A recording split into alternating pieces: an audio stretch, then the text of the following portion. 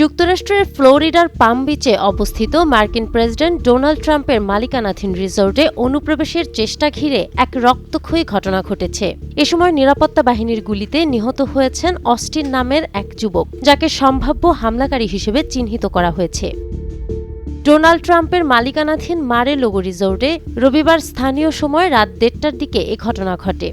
Secret সার্ভিসের মুখপাত্র Anthony গুগলিয়েলমি জানান, নিহত অস্টিন টাকার মার্টিন উত্তর ক্যারোলিনার বাসিন্দা। তার কাছে একটি শটগান ও একটি গ্যাস ক্যান ছিল।